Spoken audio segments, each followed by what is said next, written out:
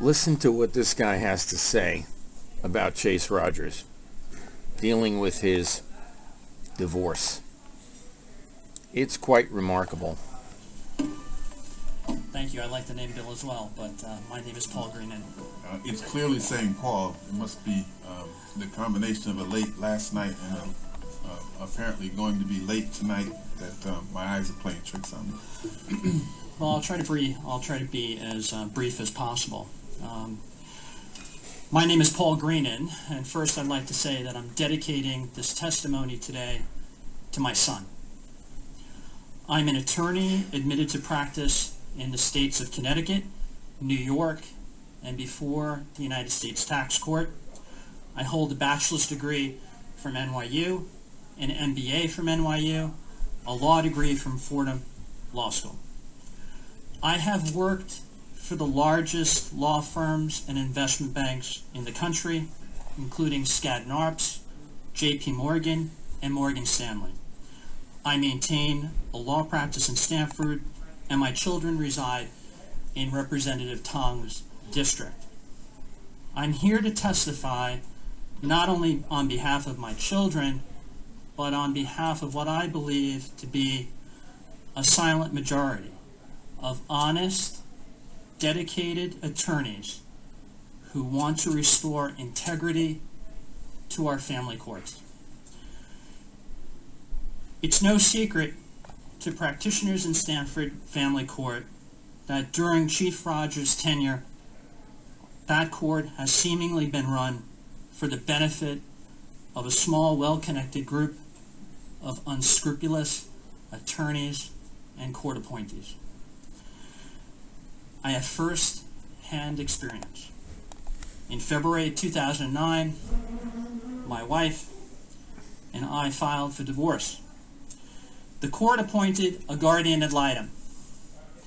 The court appointed an attorney for the minor children. The court appointed a custody evaluator. The court appointed not one, not two, but three therapists.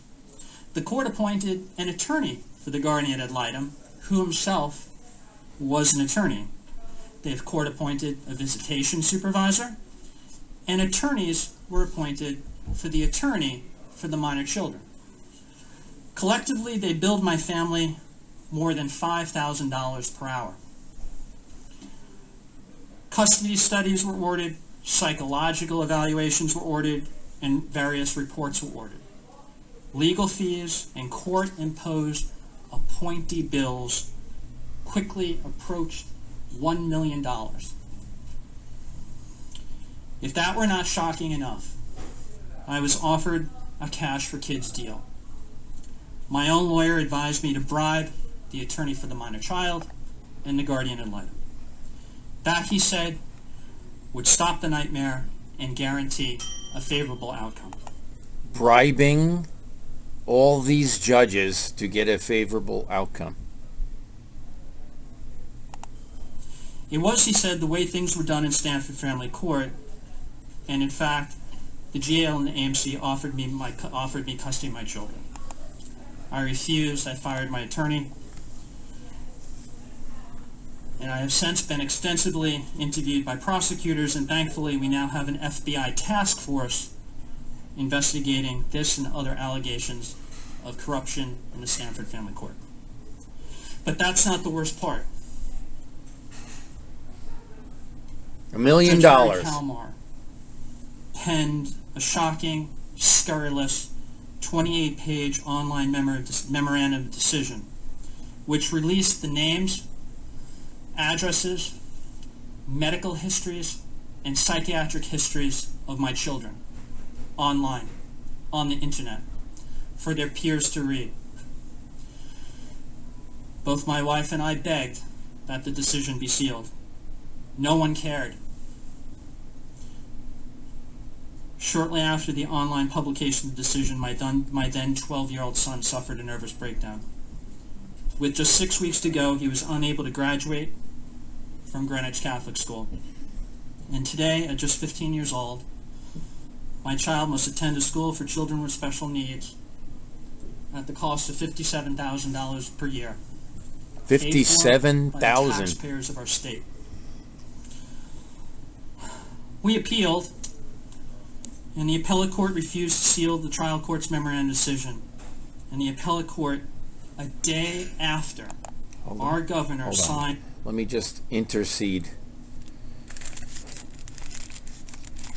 49 pro se litigators appealed to the Supreme Court, and 0 cases were heard.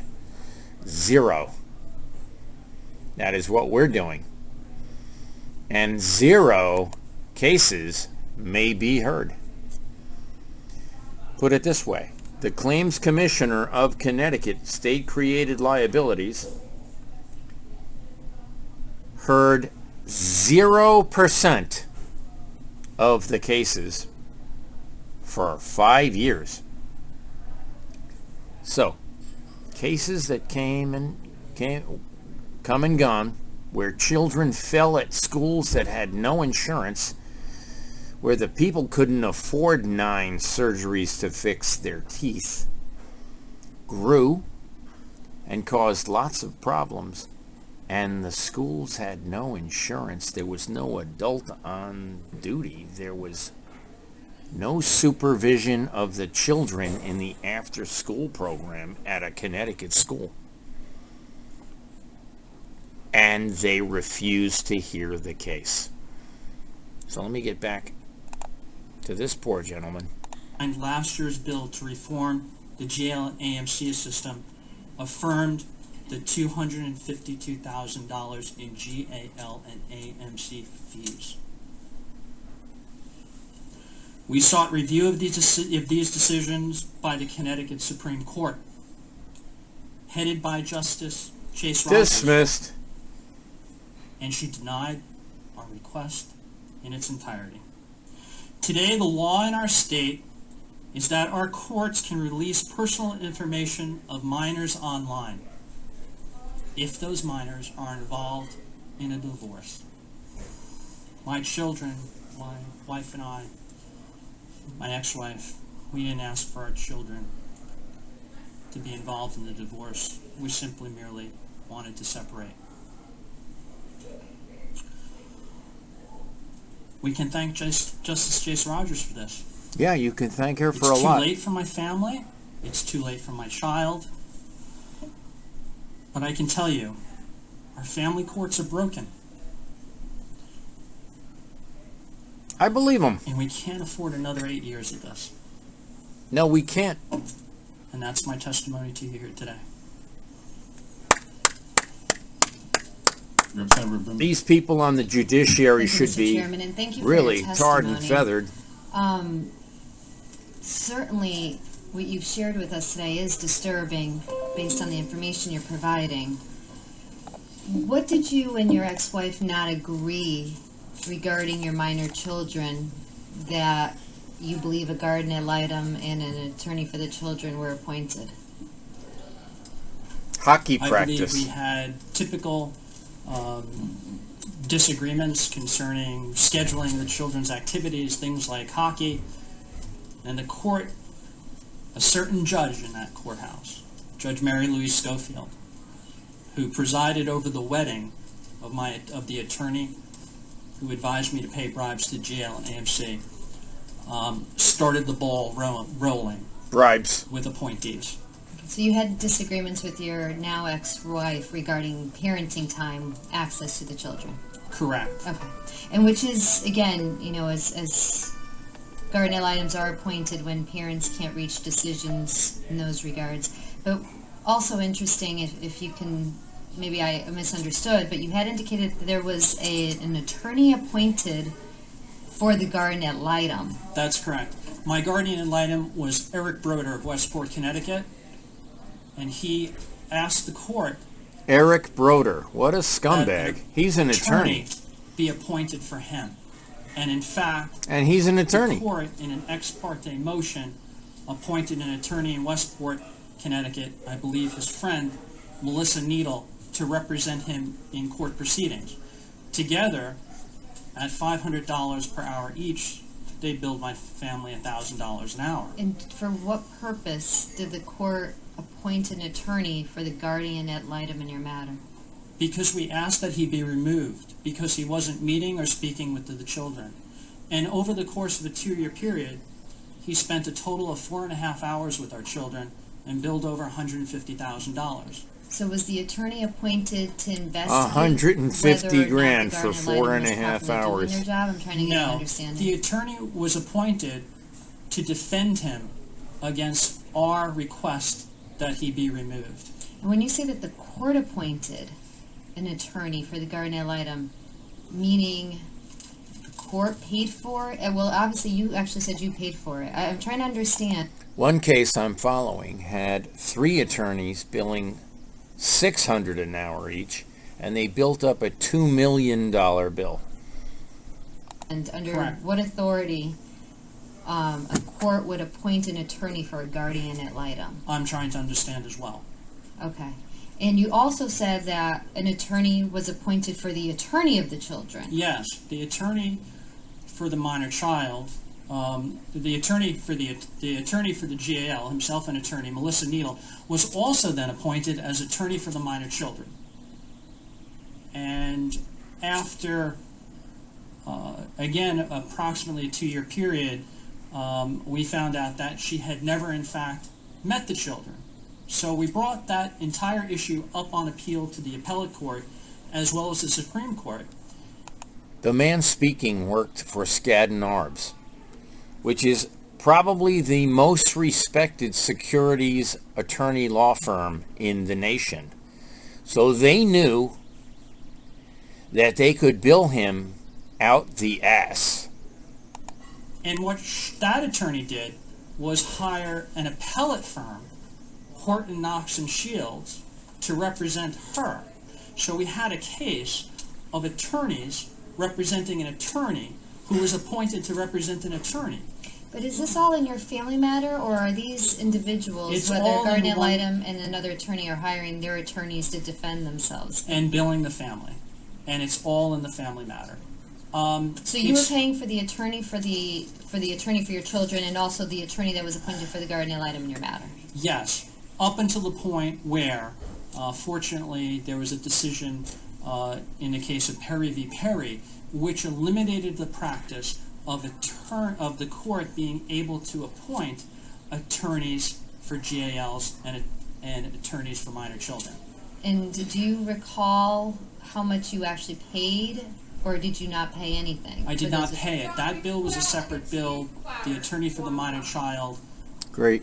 attempted to bill us, I believe, $37,000 Okay. for defense costs. But in fact, you didn't pay these individuals? No. Okay. You indicated that the attorney that was representing you at the time had requested a cash for deal, which you allege that somehow if you paid money to the guardian ad litem would do something in your favor. Who's your attorney? The Who's your attorney at the time? The attorney at the time was Gary Cohen of Stamford, Connecticut. Have you Oh, my. grieved Attorney Cohen regarding this allegation of yours? I grieved attorney Melissa Needle. Okay, no. Did you grieve your attorney, Gary Cohen, based on your allegation? No, I did not grieve Okay. attorney Cohen. Because grievances, unfortunately... No, Well, you answered my question okay. regarding the grieving. You didn't grieve them, so I don't want to hear about grievances. The FBI task force, you said, that now is working on the matter. What exactly is the FBI task force? And I'm what not are at they doing? liberty I'm not at liberty to say that. I Okay. think I've made the extent of what I'm able to say at this hearing. Okay. Well, I appreciate your testimony and your responses to my questions. Any others have questions? Representative Gonzalez. Oh boy. Thank you, Mr. Chair, and good afternoon, Attorney Brennan. Thank you. I would like to know, I got a couple of questions, but first I would like to know why you didn't grieve that attorney. That particular attorney has a long history of grievances that have been dismissed. I had also, during the process, Hold on a grieved the second. attorney for the minor child. I filed 10 grievances against attorneys that cashed my stolen checks that I don't know. They claim to be my attorney, and I don't know them. And then, when I brought them to court, they all worked for Judge Adams, and they claimed they were protected by the attorney-client privilege when they cashed my stolen checks that I didn't sign. A partner at the law firm signed my stolen checks. A partner at the law firm and his father also signed stolen checks from my bank account. I can totally identify with this poor gentleman here. Yeah, obviously, he's Catholic, he's white, and he's a victim of Connecticut. In connection with the bribe. And I simply got a letter back saying that the grievance was dismissed. Nobody made a call to me, nothing. Although, in fact, at the time that... I've never had a grievance heard. Never been scheduled a hearing for $50 million stolen. Retired federal agent who was party to the conversation and was willing to speak to the grievance committee and provided them with a signed affidavit.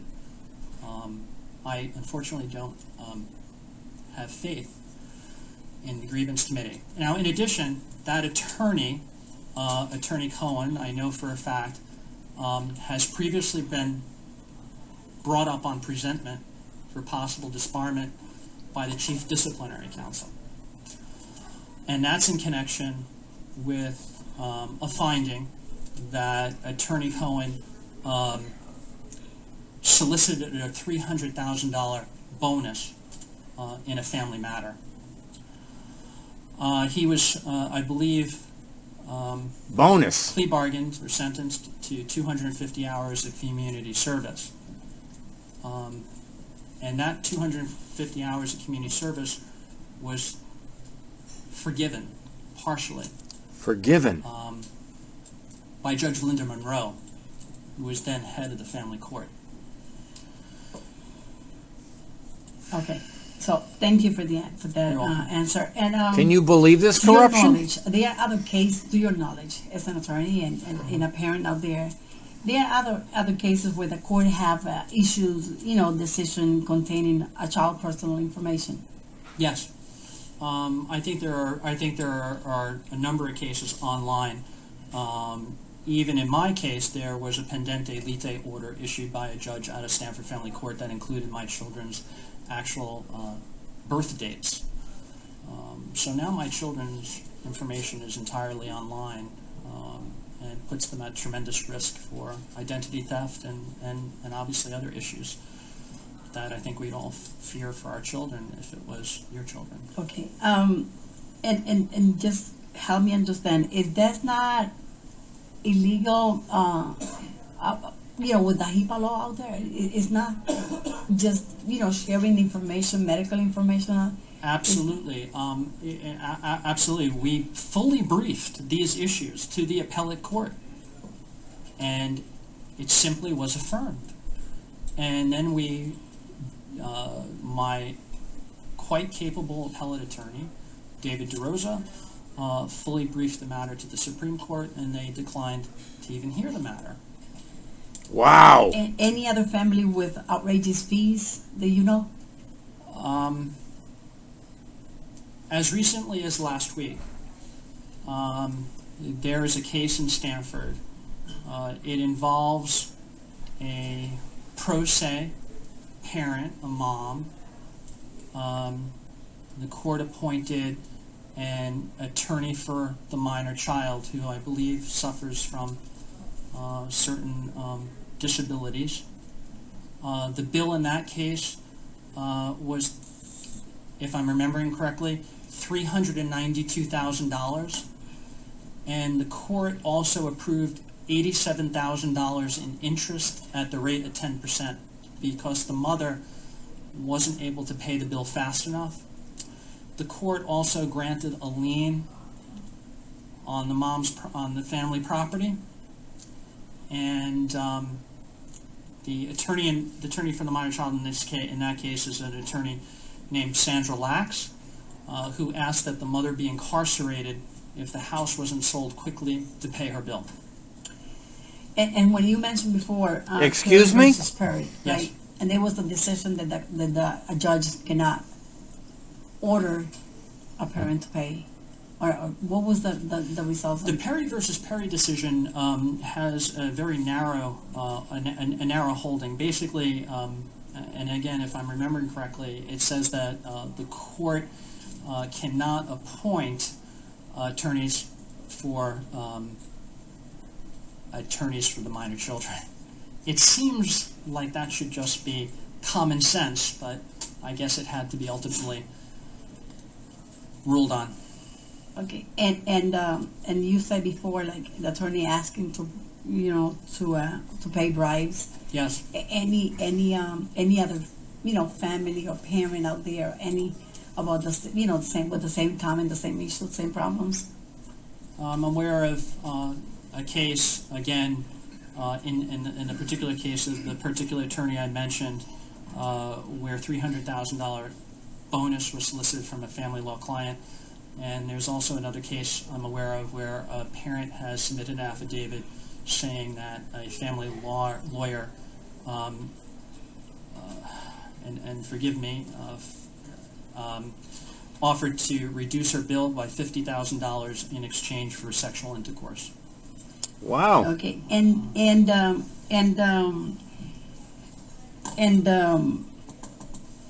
any other cases when outrageous amount of money is being awarded by the court, like they will force the parent to pay that outrageous? Off the top of my head, I know that there are many. I hear them on a fairly regular basis in my practice. But I think probably the case that I just mentioned that I heard last week is probably one of the highest numbers I've ever heard, followed of course by the case that I was involved in. And my last question is, are you right now, you're practicing? Yes, I am.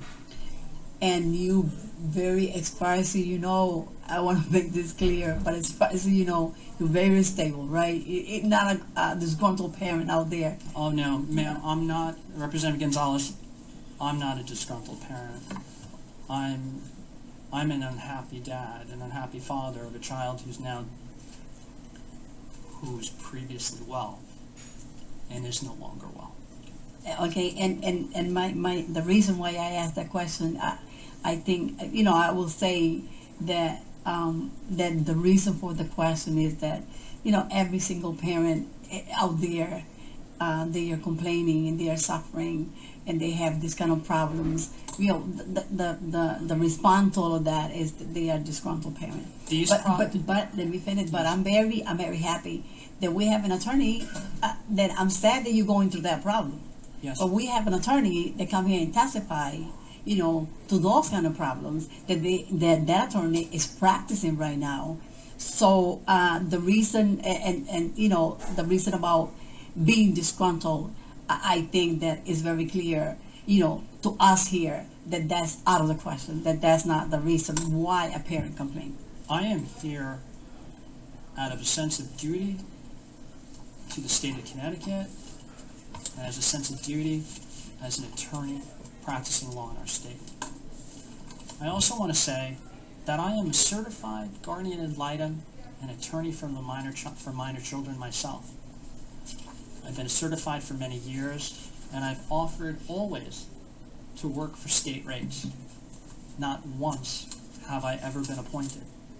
I don't know of any Guardian Ad Litem or AMC who's offered to work at state rates who's been assigned in Stanford Family Court. There seems to be a very short list of the same attorneys appointed over and over and over again. At one point, I saw the list the short list of attorneys that, pursuant to last year's rules, the court is supposed to give the parent a short list of GLs to Disturbing. consider and to investigate. One of those attorneys doesn't even practice or reside in the state of New York. She resides in the state of Florida. The other thing that we have in Stanford, which is a serious problem, is I know we have a sliding scale, but once a family makes $100,000 or more, the sky is the limit in terms of what the court can allow in terms of fees. So if a family makes $101,000, you are assigned a guardian ad litem from the short list who bills your family $500 an hour. That is just wrong. In most states, being a guardian ad litem and helping children is a public service. It's something that attorneys do to help children, not as a money-making proposition and not as a business. Lawyers should be in the business of practicing law. And if they would like to be guardian ad litems or attorneys for minor children, it can be done on a pro bono basis. In fact, what we could use in the state of Connecticut is a mandatory pro bono requirement that could be fulfilled by serving as an attorney for the minor child or guardian ad litem in a family law case. But if we remove, let's say that they are saying that, even though that's not true, but they are saying that guardians ad litem, they got immunity. If we remove that immunity, will you do that work pro bono? Absolutely. I have been admitted in 2 states since 1991. I have never won. They have immunity. Just like the scumbags in the Secretary of State's office that hacked Pennsylvania, Michigan, Wisconsin, and Vermont. They have immunity, and Judge Clark granted immunity for a Chinese national to run Connecticut's election in 2022 for Richard Blumenthal, who owns 2 malls in China and a television and radio station in China, who is your U.S. Senator, and you allow it. You allow it. You allow it. He knows Jafar. Do you know who that is? You should really look that up, folks, because it'll get you killed. Killed. This poor man. Obviously, he's not on the short list because he doesn't bribe the judges. And he doesn't collect bribes, and he doesn't pay bribes.